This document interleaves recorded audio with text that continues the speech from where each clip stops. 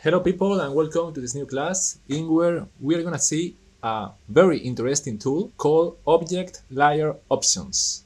We are still working with imported images or vectors. So here I will show you a tool which can make us save a lot of time. I am working right now on the design of this book cover.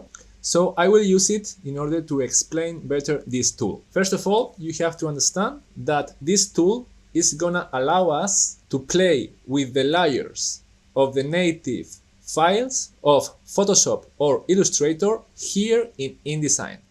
So let's jump to the native Photoshop file. Here we have it, and if I open the layers menu, we see that we have 4 different layers. We have this smart object, we have the background, and we have 2 adjustment layers for changing the color. If I turn on this one, it becomes green, and if I turn on the second one, it becomes pink.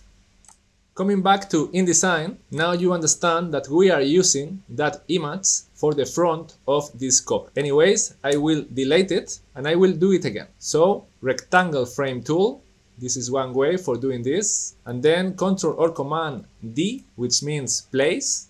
I go to my folder and here, as you can see, I have prepared already 2 files for this video. One is the PSD file, the native one from Photoshop, and the other one is the AI file, the native one from Illustrator. So let's start with the Photoshop one, the PSD.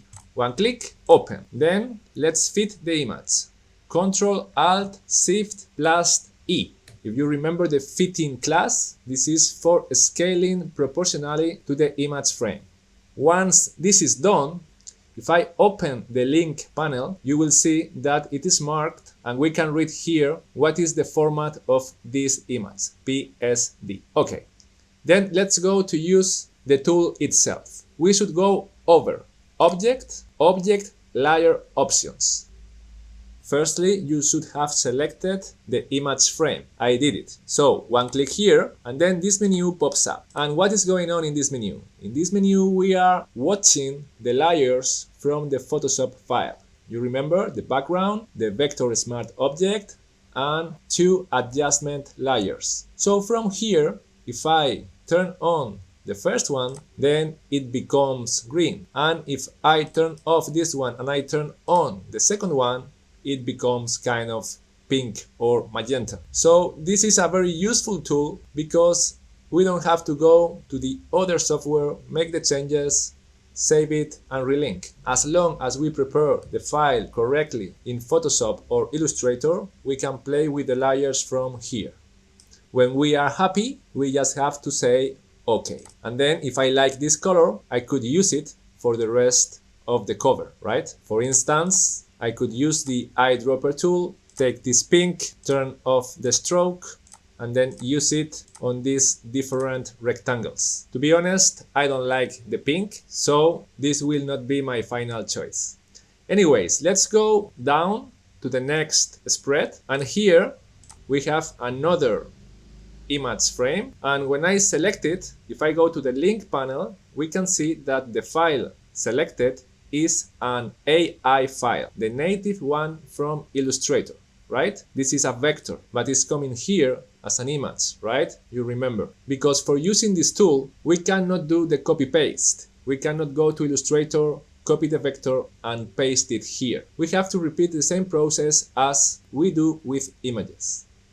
So I will erase this and I will do it from the beginning in order to show you more clearly how it works. So let's go to File, Place or Ctrl D. This time I will select the AI file, Open, and this time I will do it from here directly, clicking and drag, creating my rectangle. The rectangle is bigger, so I have to adjust the rectangle to my front cover and then right click, fitting, fit content proportionally.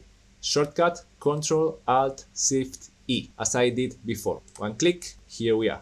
Time to use the Object Layer tool. The image frame is selected. Okay, then Object, Object Layer Options. And here we can watch the layers from the native Illustrator file. In this case, we have layer 1, and layer 2. Layer 2 is on, so I will turn it off and I will turn on layer 1. In this case is in green color. If I jump to this native Illustrator file, we can see our artboard with our vector, and in the layers menu we can see these two layers, layer 1 and layer 2. I can play with them and then we understand better what is going on in InDesign, right? So let's go back to InDesign. Here we are. What color is better? Clearly, in this case, I prefer the green one. Make sure that you have the preview on, and when you are happy with the result, just click OK. In this case, green doesn't look bad, so let's repeat the process.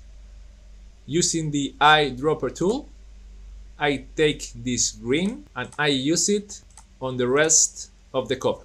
In the end, I have 3 proposals: green, pink and blue. I think I will choose the blue one because we are talking about politics. Anyways, I hope that you have enjoyed the class and I will see you in the next episode.